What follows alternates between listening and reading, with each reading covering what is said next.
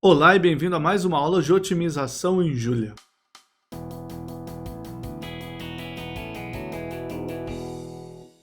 Na aula de hoje começamos de fato a trabalhar os aspectos computacionais dos métodos. Então essa é uma aula que me interessa muito, porque a gente para de brincar que os métodos são simples, que a gente pode fazer o que quiser e começa a levar a sério. É a minha área de especialidade, então eu trabalho com otimização em Julia, certo? Eu tenho um pacote sobre isso, então vai ter aulas sobre eles também. Não todos, porque a gente não tem tempo para todos eles, mas vai ter aulas sobre alguns dos principais e como você pode usá-los e possivelmente contribuir para fazer mais, tá? Vários dos meus alunos de iniciação trabalham neles, eu acabei de ter um aluno de mestrado trabalhando em um pacote desses, e alunos de iniciação, alunos do Sidamo, enfim, tem vários alunos trabalhando em pacotes, tanto em pacotes individuais como contribuindo em alguma coisa ou outra. E um dos meus objetivos é agregar o máximo de alunos trabalhando com isso. Okay? Então vamos lá. Hoje a gente vai... Aqui. A gente vai... Já deixei aqui um notebook, mas antes disso, comentar só um pouquinho sobre a ideia geral. E a ideia geral do método é a seguinte: a gente vai ter inicialização. A gente faz uma inicialização do método, por exemplo, passo inicial, alocação de memória, que mais? Preparar algumas funções, algumas coisas que sejam necessárias, são poucas coisas. E aí a gente entra num loop. E aí o loop é o seguinte: fim. Por enquanto eu vou escrever isso. Mas já vou deixar mais geral, que é o que a gente quer. Condições de parada satisfeitas.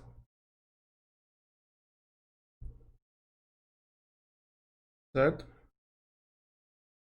E a gente pergunta, condições de parada satisfeitas? Não. A gente atualiza o que tiver que atualizar, mas em particular o XK e outros. Certo? E volta. E sim,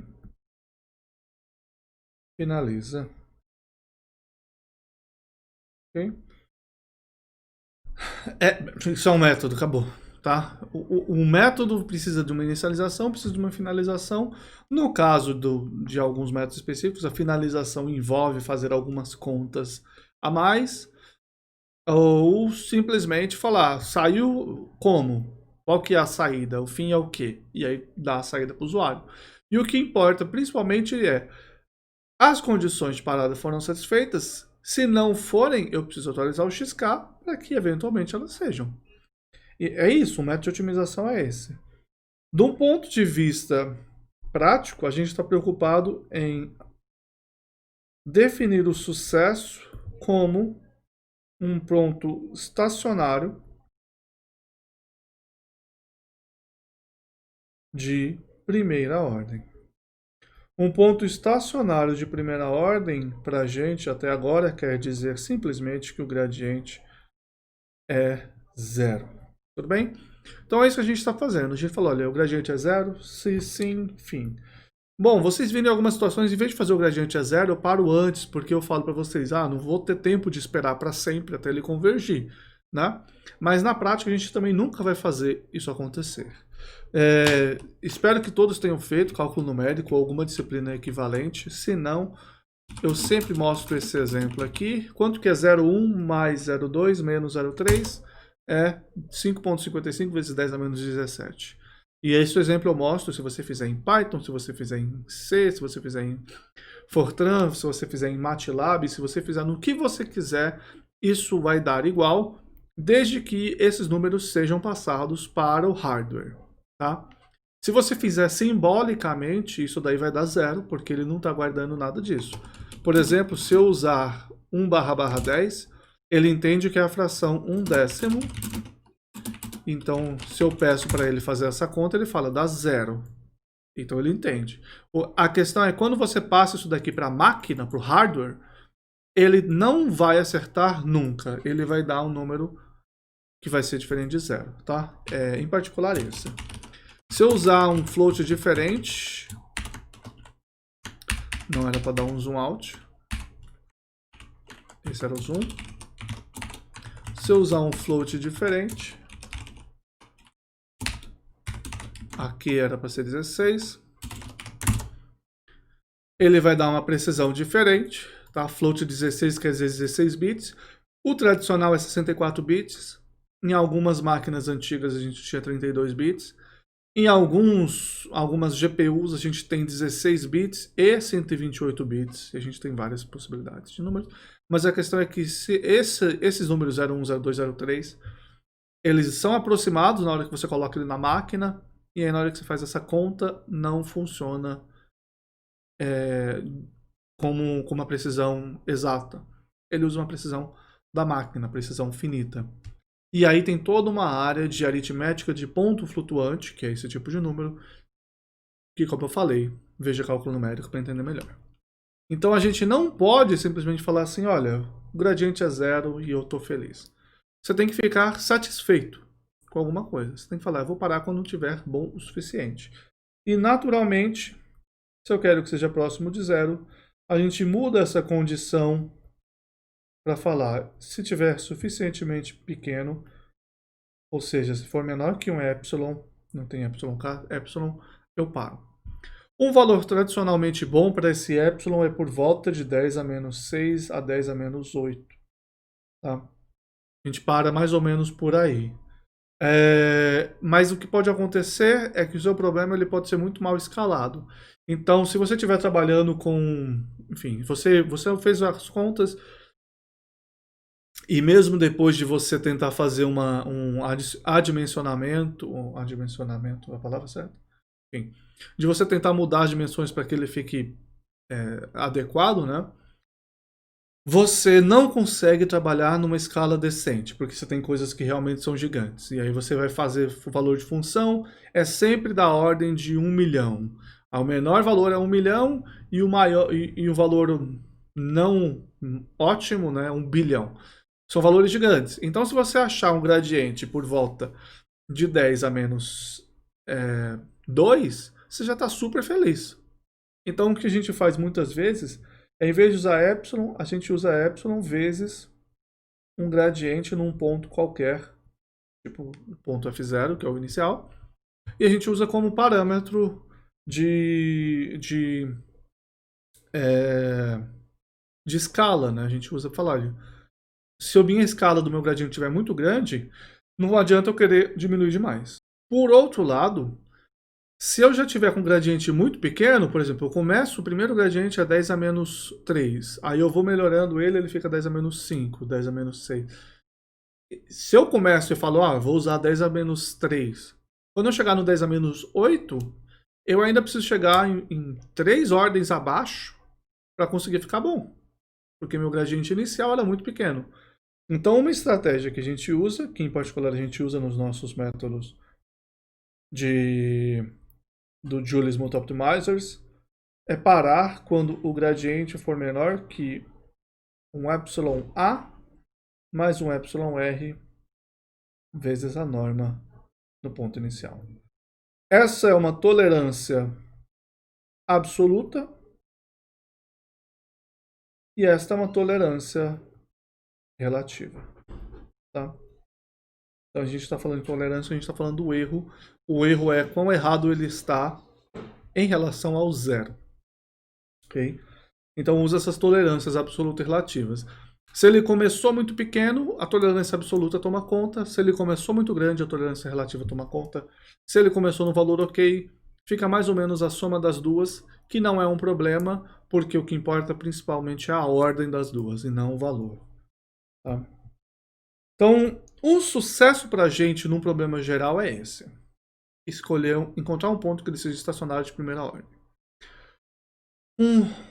Alguns problemas a gente tem ideia a mais sobre o que vai ser solução. Por exemplo, No problema de quadrados mínimos, de regressão linear, ou regressão logística, enfim, vários problemas que a gente tem a minimização de erro, o melhor erro possível é zero, quer dizer, zero erro.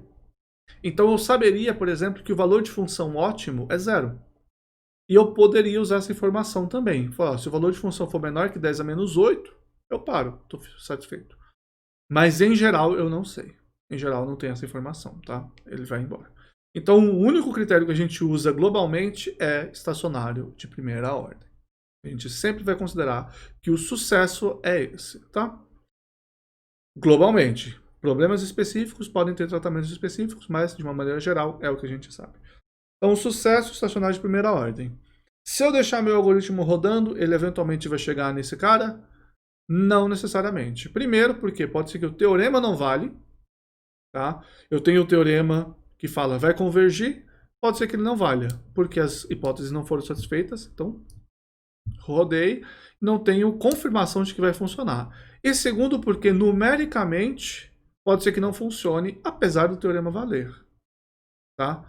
E terceiro, pode ser que demore demais. Tá? Então, por exemplo, um algoritmo que sempre funciona é o algoritmo de força bruta, de você enumerar tudo. Você já deve ter ouvido falar da situação do xadrez, por exemplo, que você fala, vou jogar xadrez. Como é que você faz? Simula todas as jogadas possíveis e aí você escolhe aquela que vai te dar o melhor score, que aí você escolhe uma maneira de definir o score, né? Uma maneira que garante que você não vai perder e joga ela. Certo? Isso é uma estratégia válida do ponto de vista teórico. Se você tem a possibilidade de escolher todas as possibilidades e ver qual é melhor, você consegue jogar isso. Mas ela não é prática. Você não consegue resolver o problema em tempo finito, num tempo que seja razoável, né, no caso. Você vai parar antes. Então existem alguns critérios que são critérios de cansaço, digamos assim, do seu algoritmo. O mais tradicional é um máximo de tempo. Então, se o algoritmo rodou por 2 horas, você para. Isso é muito comum. Você tem algum scheduling para fazer, sei lá, você tem que... Você chega de manhã, 6 horas no trabalho, tem os pedidos que você tem que entregar no dia, às 8 horas os pedidos têm que sair para entrega. Então, seu algoritmo de otimização de rota tem que rodar em 1h30, você gera o relatório e fala, você faz isso, isso e isso. Um algoritmo, nesse caso, obviamente, ele tem que escolher... Você tem que escolher um algoritmo que ele vá sempre ficando melhor, né? E que ele nunca gere soluções infactíveis, né? Soluções impossíveis. Como a gente está vendo no nosso problema atual, não tem solução infactível ainda, a gente não tem conjunto de restrições, então isso não aconteceria, mas mais para frente seria verdade. Então, o que acontece é que pode ser que em 2 horas, 1h30, ele não ache a solução, tá? Em alguns problemas isso é real. Você tem alguns problemas que são extremamente difíceis, você deixa 24 horas rodando, ele não encontra a solução. Então, assim, você vai colocar o máximo de tempo e ele para, fala o que tiver até aqui é o fim. Você também pode ter um máximo de iterações, tá? Um máximo de iterações ou avaliações de função costumam ser usados também. Aqui é uma mistura entre os dois, tá? Você fala, olha, eu quero o máximo de tempo. 1h30 chega. Iterações e avaliação de função não é exatamente isso. É meio que você falou, olha, você fez 10.000 iterações e não chegou na solução, chega. Eu já cansei de esperar, vou parar o meu método, vou buscar um método melhor ou vou entender que é o que eu consigo fazer. É o que você faz. Alguns métodos, inclusive, eles não conseguem satisfazer o critério de sucesso, então você é obrigado a parar em algum momento. Então você pode falar, vou deixar rodar meia hora e aí eu volto. Não, pode ser que ele faça em meia hora 5 minutos de trabalho eficaz e outros 25 minutos parado no ponto porque ele não consegue verificar que ele funcionou e nem parou. Então você coloca uma condição de iterações máximas ou de avaliações de função máxima. Olha, se você fez 10.000 iterações ou se você avaliou a função f de x ou o gradiente 10.000 vezes, pare, é o máximo que você tem. Então, condições de cansaço são muito comuns também, são necessárias, inclusive, porque se você não tiver uma garantia de que o seu algoritmo vai parar, ele tecnicamente não é um algoritmo, tá? Então, você precisa parar em algum momento. Máximo de tempo, eu recomendo sempre colocar. E nossa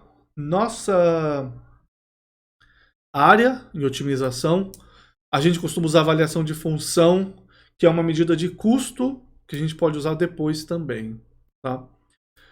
Então, se você for comparar um algoritmo com o outro, tem duas coisas que você quer comparar.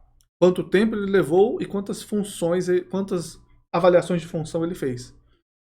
Por exemplo, quando você está fazendo uma otimização, você tem um problema que é você quer encontrar a melhor proporção de um reagente, né? Você tem um reagente A, um reagente B, e você quer encontrar qual que é a melhor proporção para que ele resulte no máximo de alguma coisa. Química não é minha área, infelizmente, então, enfim. Você vai lá e você tem 50 gramas de A, aí você vai colocar 25 gramas de B. Você coloca, espera 1 hora para ele reagir completamente, aí você fala, opa, o resultado foi 70% de aproveitamento. Você fala, agora eu vou tentar 30 gramas de B. Você vai lá e olha e fala, opa, o resultado foi 78% de aproveitamento. Uma avaliação de função, para você saber o resultado, é 1 hora do experimento. Então a função em si, não o algoritmo, a função em si é caríssima. Então você quer fazer o mínimo possível de avaliações de função. Tá? Então esse é um momento onde avaliar a função é muito caro e você precisa ficar sempre de olho nisso. Então cansaço a gente sempre considera também. E aí tem algumas condições que são falhas do método em si, são falhas, tipo, isso aqui não deveria acontecer, mas aconteceu. E aí a gente dá nome diferente, tipo falhas de hipótese e falhas. E eu vou colocar aí exceções, que seria a melhor definição. Exceções, às vezes, realmente é uma exceção, tá?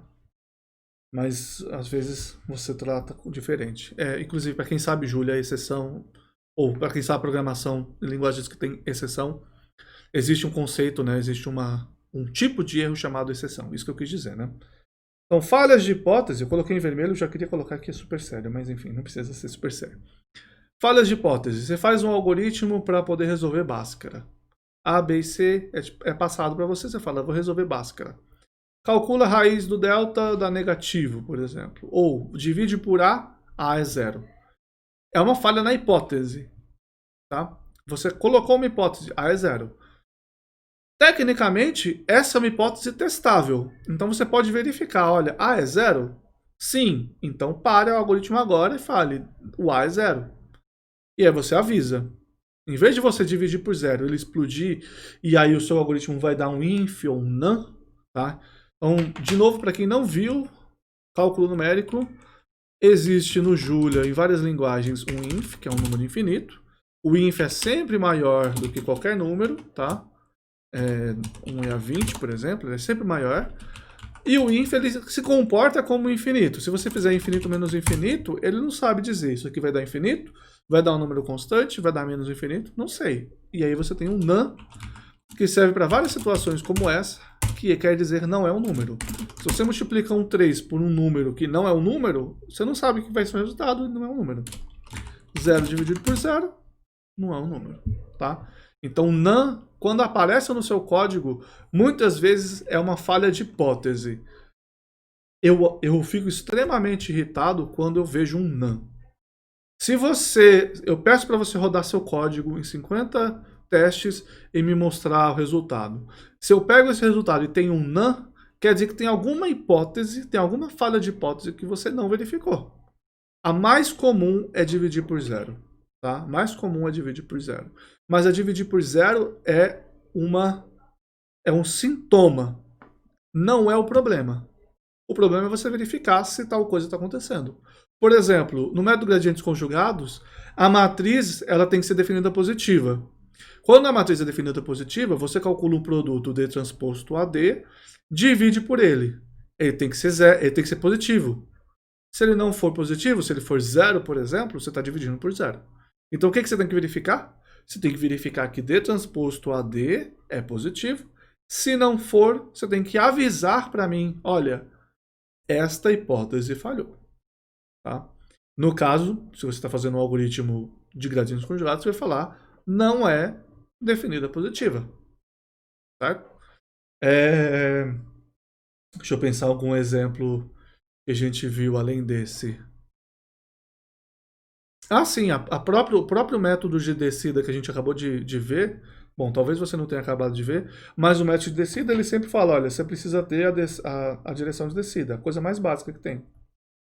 Isso aqui tem que ser menor que 0, certo? Se não for, erro, tá bom? Ele vai dar erro. Você, no caso, tem que falar no seu algoritmo, a direção não é de descida. O problema todo é que essas falhas podem acontecer como? Ele é negativo. Quanto que ele é? Menos 10 a menos 15. Menos 10 a menos 15 é muito pequeno. Então ele vai dar negativo? Vai. Mas aí eu vou usar ele nas contas e ele vai ficar péssimo. E não vai funcionar. Está falhando a hipótese, apesar de, teoricamente, ela está sendo satisfeita. Então esse cara aqui é um problema. Toda vez que você tiver comparação com 0, você tem que se preocupar se isso pode estar acontecendo. Será que ele pode satisfazer isso, mas ainda assim ser um número péssimo, ser um número muito ruim, muito próximo de 0? Em geral pode ser, né? E aí você tem que cuidar dessa situação. Lidar com essa situação. Que pode ser simplesmente desistir, que pode ser criar uma situação onde isso não acontece, tá? Se, por exemplo, se o meu gradiente fosse da ordem de 10 a menos 15, eu já teria parado o método. Mas eu calculei o produto interno D transposto gradiente e deu negativo. Mas o gradiente não é. Isso quer dizer que a minha direção D, ou ela é muito pequena, e aí está falhando a hipótese de que D é maior ou igual que sigma norma do gradiente, ou a minha direção transposto gradiente é muito próxima de 0, isso é verdade, que é 10 a menos 15, apesar do gradiente apesar da direção ser grande o suficiente, e aí está falhando a outra hipótese, e a hipótese de que o método ele é suficientemente negativo.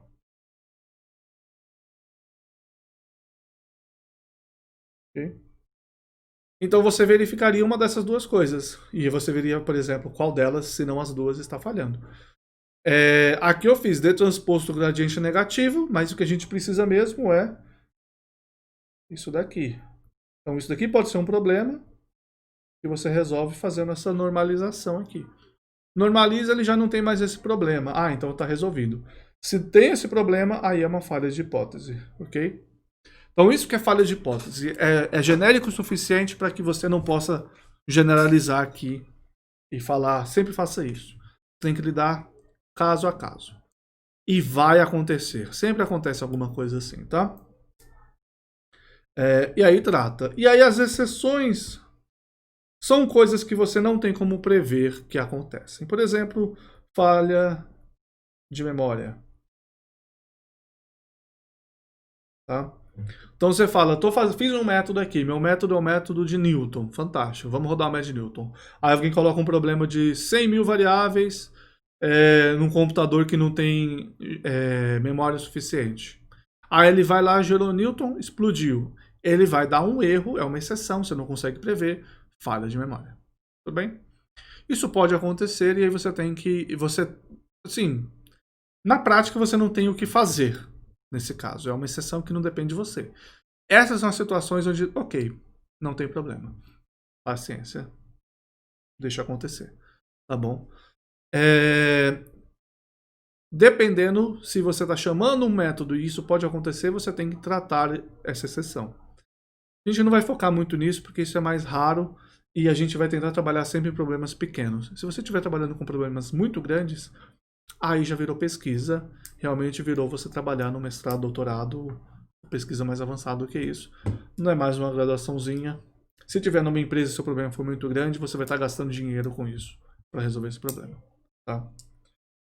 Então, essas são as situações tradicionais de parada. Tá? A gente para quando está tudo bem, para quando a gente cansou, já fiz coisa demais, ou para quando falha alguma hipótese. São as principais situações onde a gente para. Nosso algoritmo tem que ter essas coisas, tá? Então vamos implementar um algoritmo com isso. E aí eu vou implementar um algoritmo, tá? Estou no notebook de implementação. Eu vou implementar um algoritmo do gradiente mesmo. fx. O meu método é... Eu preciso do gradiente, nabla f de x igual a forward diff gradient fx. Enquanto aí eu vou fazer alguma coisa aqui. E aqui eu retorno x. Então vamos lá. Primeira coisa, qual que é a inicialização? O que eu preciso para inicializar meu método gradiente? Essencialmente nada, certo? Eu não precisaria de fazer nada.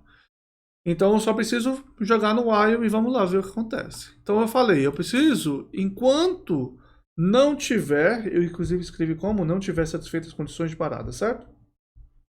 Isso, enquanto não tiver satisfeito as condições de parada, eu vou fazer alguma coisa. E aí o que eu faço? Calculo a direção e o passo. E xk mais 1. Certo? É isso que eu vou fazer. Bom, quais são as condições de parada? As condições de parada são as seguintes. Eu vou parar quando estiver funcionando. Então eu tenho uma variável de sucesso. Sucesso eu quero que seja uma variável true ou false. Tá? E aí aqui entra o Julia. Aqui, o Julia fica lindo para você, principalmente se você falar inglês, que você consegue ler while como while, você não precisa traduzir como enquanto, mas fica lindo, a gente vai ver que é quase que literal, tirando a questão de misturar inglês e português. O Julia deixa você fazer uma atribuição de uma condição para uma variável, mas o resultado da condição. Então, por exemplo, eu vou fazer, olha, meu gradiente foi o valor aqui, rand de 2. Eu vou perguntar, a norma do meu gradiente é menor que 10 a menos 4? E eu vou dizer true ou false. Tá bom? Essa parte da direita, depois do igual, é calculada. Vai ter uma comparação. Essa comparação vai me retornar true ou false, verdade ou falso. Sucesso vai ser o resultado dessa comparação. Então eu posso fazer aqui. Sucesso é quando a norma do meu gradiente é menor que um epsilon. E agora tem uma parte da inicialização a se fazer. Como eu falei, eu preciso que eu tenha um epsilon. Eu vou colocar um epsilon absoluto. E aí esse epsilon absoluto vai ter 10 a menos 8. E um epsilon relativo, que vai ser a norma do gradiente no ponto atual. Ok? Aqui, como é o método gradiente, eu vou usar 10 a menos 6, porque ele é péssimo. Então isso é um sucesso para mim. Quando que ele vai estar cansado? Então, para ele estar cansado, eu preciso que tempo máximo, maior que o max time, ou que a gente pode usar a iteração aqui. Vamos usar a iteração por enquanto. Então, for máximo e de iteração, certo? Então, tempo maior que max time. Bom, primeiro que eu preciso de um max time e um max iter. Então, vou criar aqui em cima. Max time, 3 segundos. Se demorou mais que 3 segundos, é porque não é para resolver. No nosso exemplo aqui. Máximo de iterações, 10.000. Método gradiente é lento. 10.000 iterações é razoável ainda para ele. Não é razoável para ninguém, mas é razoável para ele. Então, primeira coisa, os máximos estão setados. Agora eu preciso calcular o tempo que se passou. E para calcular o tempo que passou, eu vou calcular um tempo inicial. Inclusive, eu vou chamar de T0, que é o time. E eu vou calcular um ΔT, que é a variação do tempo, que é só calcular time menos T0. Então, eu verifico, passou o tempo suficiente usando o ΔTime. Então, o ΔT é maior que o max time. Agora eu preciso de um ou. Um ou é 2 barras verticais. A iteração é maior que o max iter? Bom, por acaso, isso daqui eu posso deixar exatamente assim. Eu só preciso criar um iter. E como eu estou criando um iter, eu preciso atualizá-lo aqui dentro. Beleza? Não posso esquecer de fazer isso, eu gosto de esquecer de fazer isso. Então, se passou muito tempo ou o número de iterações é maior que o máximo de iterações, ele vai estar cansado. Aqui, normalmente a gente aprende a programar usando a separação lógica. Enquanto não sucesso ou não cansado, ele faz isso. Eu gosto de usar while not sucesso ou cansado. Enquanto não estiver sucesso ou cansado, ele faz isso, tá? Ou enquanto não for sucesso ou cansado. Em inglês ele fica até um pouquinho mais legível, porque o inglês deixa um pouquinho mais de abstração. While not solved or tired, tá? Ele ficaria um pouquinho mais legível. Mas aqui é a mesma ideia. Aqui eu poderia mudar para resolvido, que ele ficaria mais legível. Enquanto não estiver resolvido ou cansado, ele vai fazer essas coisas. E aí, toda iteração eu preciso atualizar essas pessoas. Não esqueça de atualizar essas pessoas. O delta T muda. E esse iter também. E aí acabou. O resto é exatamente igual ao método gradiente que a gente estava até agora. A minha direção é menos o gradiente. Eu vou fazer um alfa igual a 1. Enquanto eu não tiver... Então, enquanto f de x mais alfa vezes t, vezes d, desculpa, for maior ou igual que f de x mais um eta 1, que eu vou definir lá em cima, vezes alfa vezes o produto de f de x e d, tem um parênteses a mais, sim. Enquanto isso daqui for verdade, eu diminuo o alfa pela metade. E aí, na hora que ele chegar no final, eu faço isso daqui. O que pode acontecer? Pode acontecer da minha função ser péssima e não satisfazer essa propriedade em tempo suficiente. Pode ser que eu rode, isso daqui vai diminuindo, aí funciona. Aí rode de novo, diminui, aí funciona. O alfa vai ser sempre positivo, mas pode ser que ele fique pequeno demais para que realmente funcione. Então aqui tem uma situação que ele falharia. Então se o alfa for menor do que um valor muito pequeno, eu vou usar 10 a menos 8, porque apesar de não ser muito pequeno, ele falha. E aí eu preciso falhar. Tá? Ele falha alguma coisa e ele não deixa funcionar. Aqui a hipótese seria sobre a função, provavelmente seria sobre a segunda derivada da função, mas a gente não tem como afirmar nada disso. A gente só pode afirmar que o que falhou, qual que é o sintoma que eu percebi. Eu preciso avisar ainda como é essa falha. A gente já volta para ver. Tá? Atualizo, falo está resolvido, cheguei aqui e bola para frente. Preciso dizer agora qual que é o status. Existe dentro da programação um conceito de variável informativa de saída. Ela tem um sinal de saída, tá? Um flag, um exit flag. Todo programa que você roda, de terminal pelo menos, ele vai ter um exit flag. Tá? Então se você abrir um terminal, se você for do Windows, você abrir o command e você mandar dar um dir, ele deve retornar alguma coisa. No terminal do Linux, ele retorna também. E eu sei no terminal do Linux como funciona, você consegue ver. No do Windows eu não tenho a mínima ideia como funcionaria, e você consegue ver se ele funciona ou não a partir de uma variável, que no caso do Linux, pelo menos, em geral fica escondida quando funciona, e quando não funciona, ele dá um erro e ele mostra na tela o erro. Aqui a gente vai deixar explícito se deu certo ou não, e não vai deixar para uma variável meio não explicada. A gente vai realmente falar, funcionou ou não.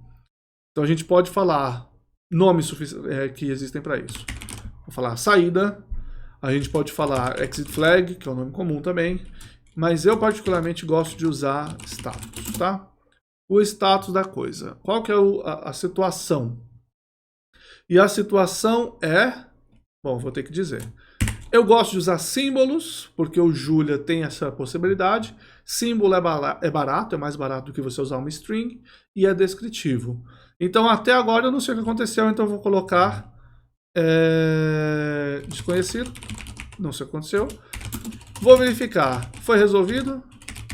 Então, se estiver resolvido, eu vou usar a flag sucesso. Se não, se estiver cansado, eu vou falar, olha, se o tempo for máximo, eu vou falar que o status é tempo máximo. Não basta eu falar que está cansado, porque eu quero saber por que ele está cansado. Se não, se o tempo for maior que max iter, eu vou falar que o status é max iter, fim. E são as únicas coisas que eu estou verificando, tá? As únicas coisas que eu verifico por enquanto. Então eu paro quando for resolvido, eu aviso. Quando estiver cansado, eu aviso. Tenho os status aqui, sucesso max time. Se não estiver em nenhum desses, tá? Então suponha que eu fiz isso. Ele não parou, por enquanto tem essa falha, mas ignore ela. Aconteceu alguma coisa aqui, tá? Veio um dedo mágico aqui, fez assim, ó, clique e apagou o while, ele saiu. E ele, por algum motivo, não é nem resolvido, nem cansado. Ou ele é cansado, mas não vale nenhuma dessas duas coisas. O que vai acontecer? É desconhecido. O resultado foi desconhecido? Não sei, tá? É exatamente o que poderia acontecer. No caso de uma falha de memória, o que acontece normalmente é que ele falha e o seu código para de funcionar completamente. Mas possivelmente isso daí aconteceria. A única coisa que a gente precisa trabalhar agora é essa falha aqui. Ah, falhou. Então aqui eu tiro o status daqui e coloco ele aqui em cima. E aqui, quando eu sei que falhou, eu vou falar, olha, o status aqui é que ele teve um passo muito pequeno, então eu posso falar assim, busca linear pequena, tá? Por exemplo. E aí eu dou um break, e aí eu falo, olha, se o status não for o desconhecido, dá um break, porque a gente falhou, beleza? E aí eu sei o que aconteceu. Nosso primeiro método, eu retorno x, vou retornar o status também. Eu precisaria retornar para ser informativo qual que foi o tempo e qual que foi o número de iterações. Faz sentido retornar todas essas informações, certo? Bom, vamos usar a minha função, minha não, né? A função do Rosenbrock.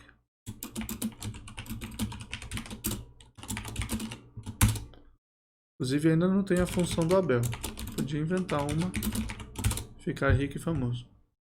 Tirando a parte de rico e de famoso. O eta1, eu acho que vale a pena colocar aqui em cima. 10 a menos 2, rodei.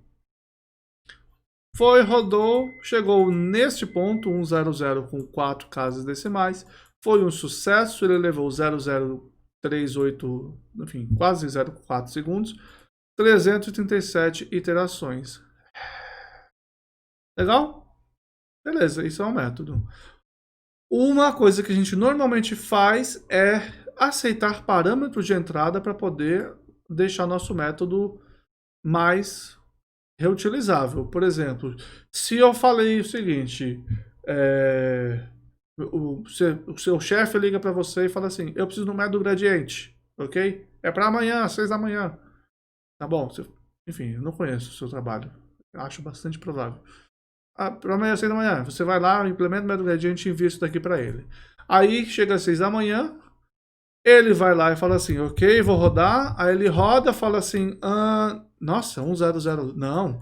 Nossos stakeholders precisam de mais casas decimais. Então eu quero que ele rode por mais iterações. Eu quero que a tolerância seja maior, tá? Eu quero, ou no caso menor, mais restritivo. Aí seu chefe liga para você e fala assim, como é que eu mudo a tolerância? Aí você fala, abre o código, modifica esse 10 a menos 6, enfim, último dia. Você vai estar entregando sua carteirinha no final do dia, ok? Então o que a gente vai fazer é criar essas variáveis correspondentes a essas tolerâncias. E aqui eu só dei nome para elas, tá? Eu gosto de chamar de atol e rtol porque combina com o que eu já faço. E eu vou passar como argumento. Então aqui existe em Julia, tá? Eu estou usando uma notação da Invenia de passar um argumento por elemento. Inclusive aqui ele está dando um enter aqui. então eu vou deixar aqui o enter, tá? Mas no código eu gosto de deixar um pouco mais para trás. fx, o ponto e vírgula fala que esses argumentos são argumentos por palavra-chave, max time 3 segundos, max iter 10.000, etc. Você tem que separar por vírgula eles aqui. Quando eu chamar ele sem informar nada, ele usa os parâmetros padrão.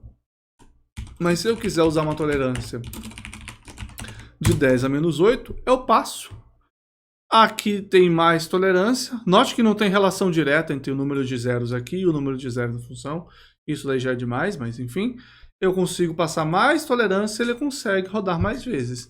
Seu chefe fica feliz, os stakeholders ficam felizes, você fica feliz porque você não foi demitido. Okay? De novo, não sei que tipo de trabalho você está tendo, que você está precisando implementar um método gradiente para as 6 da manhã, mas está aí.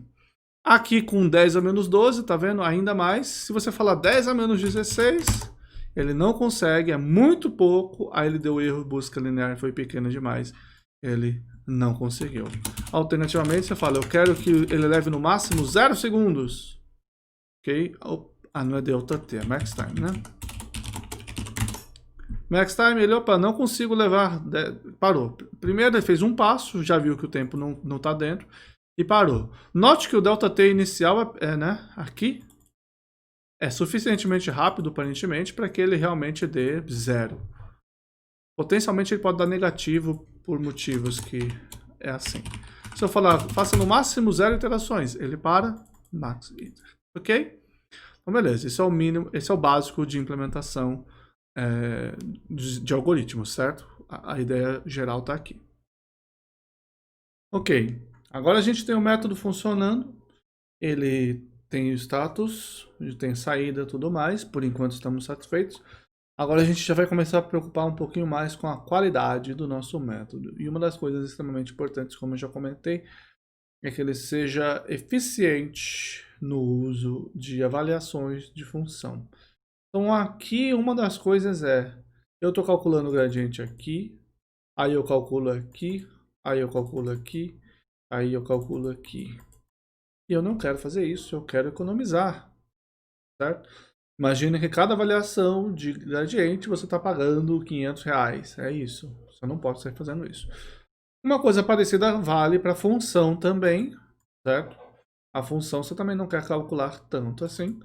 No método de busca linear você calcula a função bastante aqui, então aqui que vem a economia. No método gradiente é mais variado, então vamos lá. Primeira coisa, calculei o gradiente. Depois de definir o que vai ser o gradiente, eu vou calcular o gradiente neste ponto. E aí eu vou substituir isso daqui por gx. Gx aqui, gx aqui e aqui gx também. Note que aqui eu mudei, eu calculei um x novo, então eu preciso calcular um novo gx, certo? Calculo um gx aqui, aqui também é gx. Aí eu vou calcular o valor de função, f de x, vou usar aqui fx, vou usar aqui a priori, certo? Só que em vez de usar aqui a priori, eu já estou usando ele aqui uma vez, então eu vou calcular um xt, que é o x mais alfa d. Xt vem de xtrial, tá? Você pode usar um x mais aqui, por exemplo. Mas ele é tão chatinho de escrever que não vale a pena. Mas eu vou mesmo assim, porque eu sou desse. Certo? E você calcula um f plus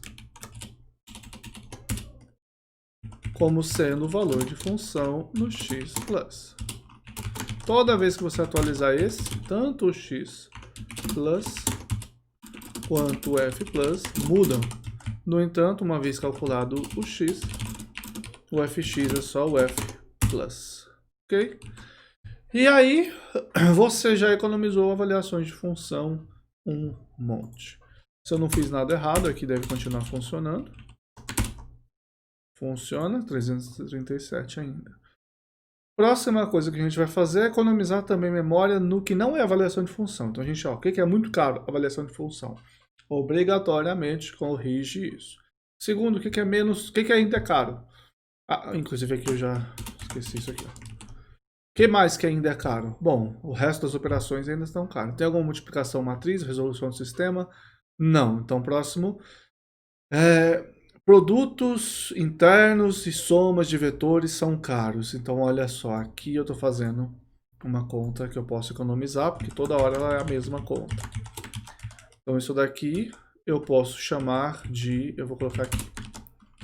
Slope, tá? É o nome que a gente usa em inglês, enfim, para inclinação. Então aqui é a inclinação do negócio. Pode dar outro nome também, claro. Usou ele aqui, não preciso dele para mais nada, tá economizado. Acabei de perceber que eu tinha deixado esse GX passar aqui, esse gradiente, tá? Então aqui, nossa situação atual. O custo maior, então assim, minha recomendação sempre em implementação é você seguir um esquema. Você chega o mais rápido. É o tipo Agile Computing, computação ágil. Você chega o mais rápido num produto. Tá? Você tem que ter como é que as pessoas de mercado chamam mesmo? O pessoal de indústria tem um nome para isso. O MVP, você tem o Minimal Viable Product. Você tem um produto mínimo viável aqui. Então, esse aqui é o método gradiente, certo? A gente fez o método gradiente inicial, funcionava, rodou, a gente testou e falou, ok, estamos felizes e funciona. E aí você vai melhorando, tá? Então, assim, algumas coisas que eu acho necessária e normalmente quando eu já vou implementando, eu já vou lembrando delas, são essas de tipo, vou economizar o gradiente aqui, eu vou usar um vetor várias vezes, eu já deixo ele aqui, essas coisas, tá? Muitas das coisas em Julia, em nível de álgebra linear, são automaticamente já melhoradas, tá? Então esse slope eu fiz aqui, mas pode ser que ele nem seja necessário. Então aqui eu estou fazendo, vamos ver, ele está usando 1.588. Tudo bem que tem o notebook em cima, ele gasta mais. Mas e se eu não usar ele, como fica? Então estava 1.588, 1.610. Tá, isso ele percebe, tá? Então assim, é importante fazer essa continha e verificar. Mas algumas coisas às vezes ele já faz automaticamente. Por exemplo, pode ser que ele já perceba que a gente está com essa variável D aqui sendo usada só aqui dentro. Então ele é inteligente o suficiente para economizar a conta aí, por exemplo. Aí entra as coisas que o algoritmo poderia ser melhorado porque é um algoritmo do gradiente. Eu não preciso usar D, eu posso usar menos x direto. E se eu uso menos x, a própria norma do gradiente pode ser usada aqui. Então eu consigo economizar uma conta. Inclusive essa conta ela é usada aqui e aqui, né? Então eu posso fazer uma só por vez. Mas são coisas pequenas, pequenas, pequenas, né? Você tem o 80% do trabalho, né? Que você faz em 8% do tempo. 80% do resultado, digamos assim, sua eficiência é 80%, você faz em 8% do tempo. Os outros 20% é o que leva o resto do seu trabalho inteiro. Fica fazendo melhorias, melhorias, melhorias, pequenininha, pequenininha, pequenininha. É muito difícil, tá? Muito complicado. Mas tá num ponto que a gente está satisfeito com o resultado, a gente fala, ok, vamos para a próxima. O próximo tópico que eu quero discutir com você é o seguinte. Como que eu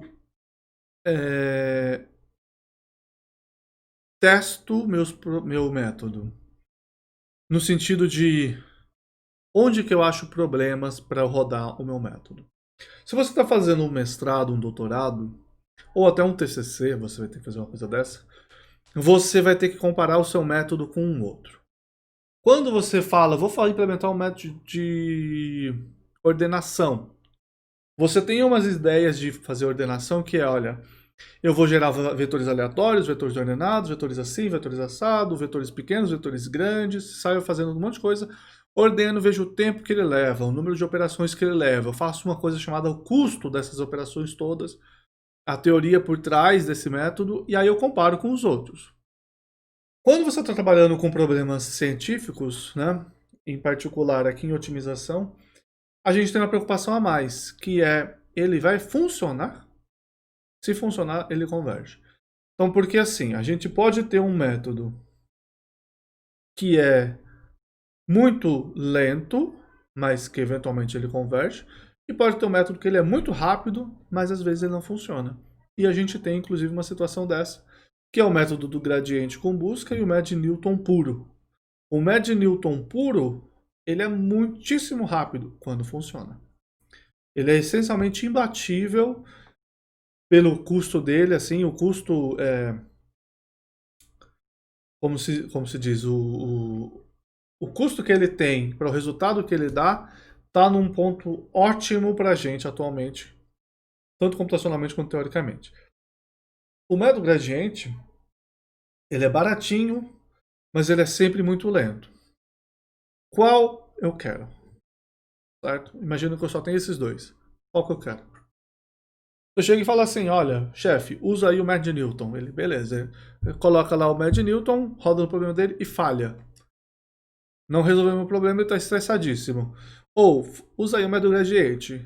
Ele vai lá, coloca o método gradiente e ele fica lá esperando 2 horas para ver alguma coisa sair e ele fica estressado. E aí também não resolve o problema dele. Qual é a pior situação? Certo? Então tem que lidar com isso. Para fazer isso, ele precisa de uma informação, ele precisa de uma análise que você tenha feito para falar, olha, eu descobri rodando o método gradiente que nesses problemas o método gradiente é assim, o método Newton é assado. Então o método Newton funciona bem, mas para esses problemas e funciona mal, só que para outros. Então você precisa de uma maneira de comparar os dois métodos, tá? Isso vai levar ao que a gente vai chamar de perfil de desempenho. Mas antes de chegar no perfil de desempenho, a gente precisa dos problemas para comparar. Porque se você está numa indústria, se você está num problema específico, você tem uma família de problemas em geral, certo? Se você tiver, sabe, você trabalha com roteamento de veículos e aí você inventa um método novo, alguém fez lá o teste dele em 1000 problemas de roteamento de veículo, colocou online, você vai lá e baixa esses 1000 problemas, roda os mesmos 1000 problemas e aí você cospe e fala, tá aqui a solução.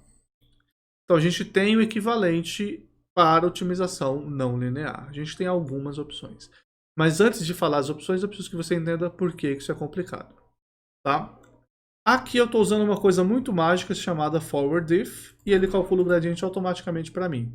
Isso daqui não é fácil de fazer e há 30 anos atrás era, para uma coisa genérica, era impensável. Então como é que você precisava definir um método? Você precisava falar como é que a função objetivo é e você precisa das derivadas. Então, se eu falo, olha, essa daqui é a minha função objetivo, eu preciso falar também, meu gradiente é esse e minha hessiana é essa daqui, certo? Isso é diferente de um problema linear ou quadrático, porque você só passa matrizes. Quer dizer, você passa um banco de dados, as colunas estão ali, fechou. Aqui não. Aqui você precisa conseguir representar um problema completamente genérico. Então você está em C, na linguagem C. Eu vou lá e crio um int main, rodo as coisas, eu crio minhas funções em arquivos .c, .h, fala, tá aqui minha função objetivo, tá aqui minha função gradiente, tá aqui minha função hessiana. A outra pessoa fala assim, oh, eu quero usar isso daí. Que linguagem que você usa? Python. Aí a pessoa tem que pegar aquele código em C, conseguir interpretar aquele código em C, na linguagem, e aí cada uma daquelas funções e tudo mais. Você inventa um método novo. Aí você fala assim, olha, meu método novo precisa conseguir calcular o produto entre a hessiana e o vetor, só que sem calcular a segunda derivada direto, usando isso aqui. Bom, eu não implementei isso daí. Você vai ligar para o cara que implementou sem problemas e falar assim, ô, implementa 100 derivadas novas aí para mim. O cara vai desligar na sua cara. Até porque ele não deveria estar atendendo o telefone, né? Ele respondeu e-mail. Mas, obviamente, vai falar, olha, sinto muito, mas é seu problema, eu não vou fazer isso daqui. Certo? Se você quiser fazer, eu aceito acrescentar e distribuir, mas eu não vou fazer isso. Então, assim, para um problema geral de otimização não linear, eu tenho valor de função objetivo, gradiente hessiana, eu tenho as restrições, tanto uma a uma como todas, eu tenho a matriz jacobiana ou o gradiente de uma única restrição, a hessiana da jacobiana, eu tenho o produto de uma hessiana e um vetor, eu tenho dezenas de funções que eu posso criar que podem ser úteis para uma pessoa desenvolver um método de otimização.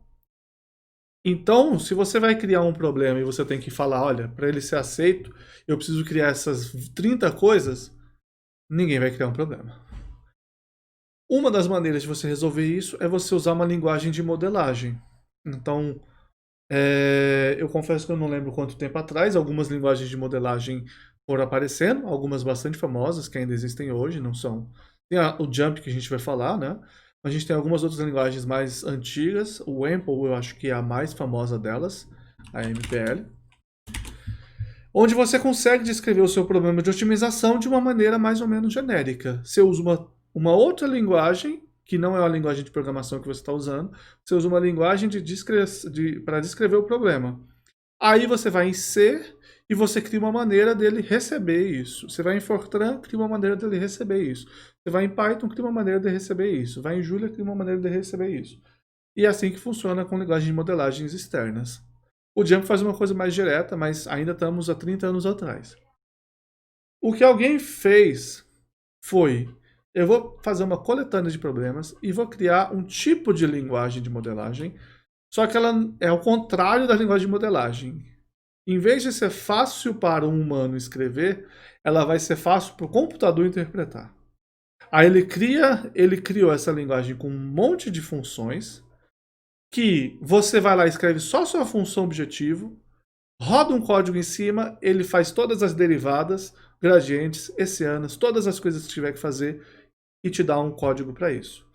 O problema é que você não pode mais mandar tudo pronto. Você tem que mandar o arquivo com a função e você vai mandar o decodificador desse formato novo, tá? Isso foi criado, acho que em 1980 alguma coisa, e começou com o nome de Qt, C-U-T-E, de Constrained and Unconstrained Testing Environment. E desde então teve o Qter e o Qtest. Qtest é 2010 alguma coisa, que é a versão mais atual, e essa é a biblioteca de problemas mais utilizada para otimização não linear genérica.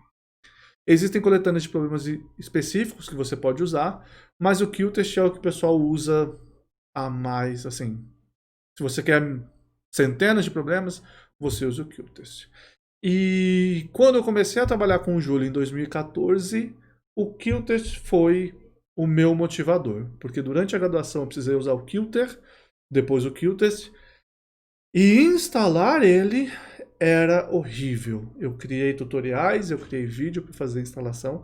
Naquela época eu tenho um vídeo, se você buscar, não está nesse canal, mas se você buscar bem você ainda acha o vídeo. Talvez esteja nesse canal, não lembro. Sobre a instalação do Qtest. E a instalação do Qtest envolve você baixar um monte de coisa, rodar um monte de comandos específicos, e aí ele compila tudo, e aí você pega o seu código, transforma e retorna. E isso tudo era muito complicado. Hoje a gente tem o Qtest instalado com duas linhas aqui. Então já mandei instalar o Qtest, tá? Se você não sabe instalar coisas no Julia, não se preocupe, tem vídeo para isso aí, só dá uma buscadinha. O resumo é que você tem que usar o package e fazer um package add, certo? É P maiúsculo, package.add, e você coloca o pacote, ou você usa o package add assim, ou, que é a maneira preferida, você vai no terminal, aqui eu não tenho nenhum terminal para mostrar, eu posso fazer assim. Você vai no terminal, Julia,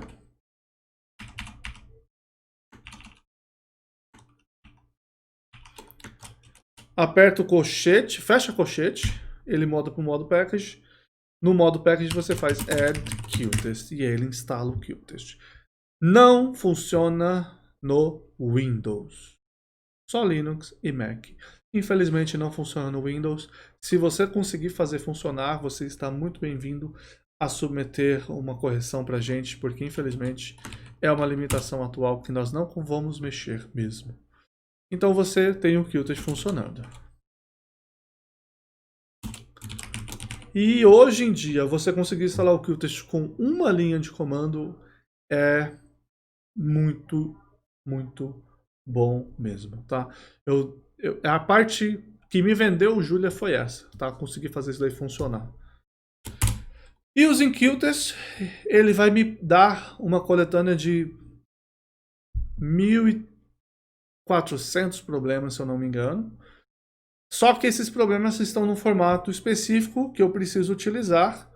E esse é o formato da biblioteca NLP Models, que é o formato que faz parte do Julius Multi-Optimizers. Eu vou fazer uma aula só sobre o Julius Multi-Optimizers, mas a ideia é que você precisa selecionar um problema e abrir ele aqui.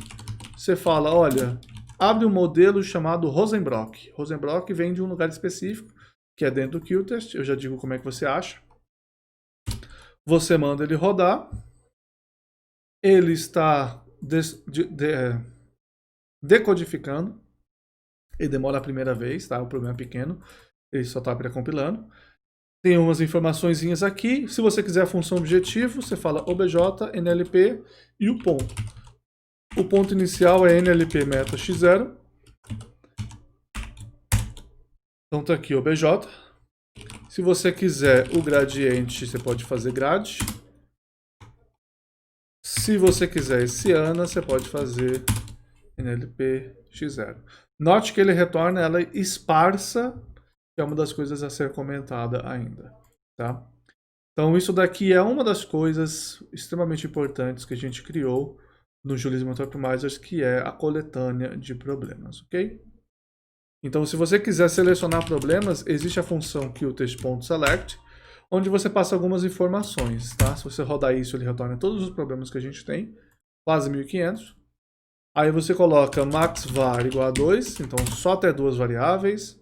Você coloca maxCon igual a 0, ou seja, sem restrições. Você coloca onlyFreeVar igual a true, então apenas problemas sem caixa, só variáveis livres. E aqui eu tenho 50 problemas de até duas variáveis sem restrições. E aqui eu chamo de pnames em geral. Isso aqui é uma seleção minha. E aqui uma construção que você precisa fazer para ele funcionar, que é uma limitação de como ele funciona, que é um gerador, tá? Isso daqui é um gerador, é uma construção do Julia, quer dizer, ele não cria isso daqui, é como se fosse um vetor que você tem que acessar sequencialmente.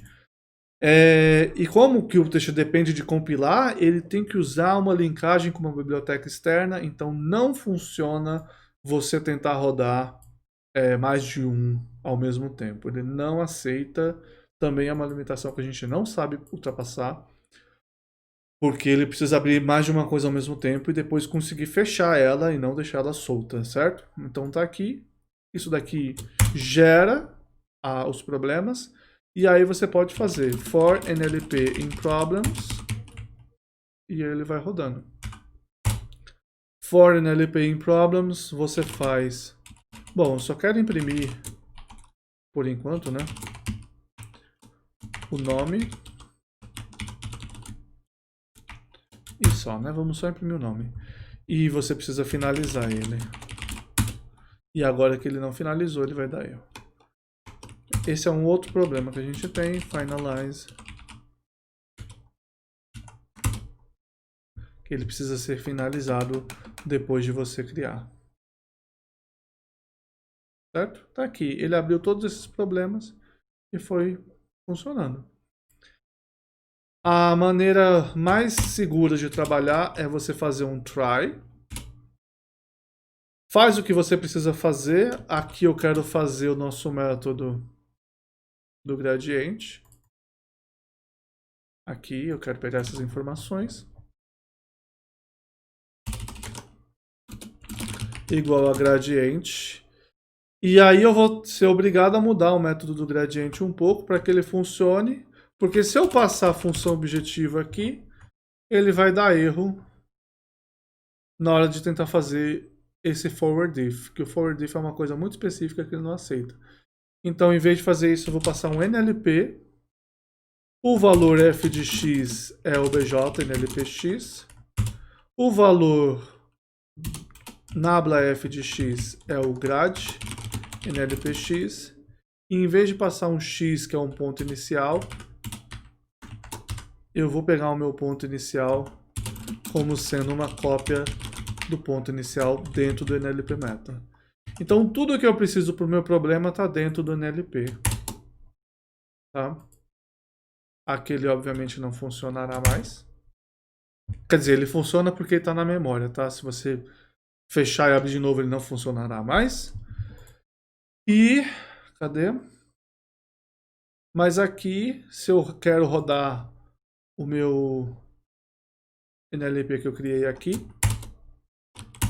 e eu fizer gradiente desse NLP, ele funciona. A saber, esse Rosenberg é a Rosenbrock, então ele acha 1, tá vendo?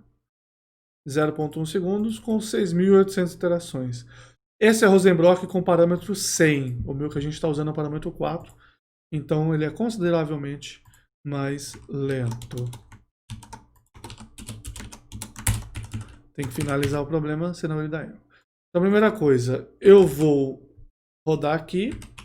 O try quer dizer tente fazer isso. Catch, uma exceção para ele imprimir qual é a exceção. E aí, finally, que ele faça isso. Então, aqui, como eu falei, existe uma situação que pode acontecer em qualquer linguagem de programação que é uma exceção. Não dá para você prever exatamente o que pode acontecer, mas pode ser que o problema que eu passe, por exemplo, ele não aceite que eu tente calcular o valor de função no ponto 00. Por exemplo, ele tem um log. Aí eu vou calcular o objetivo lá e dar log de 0.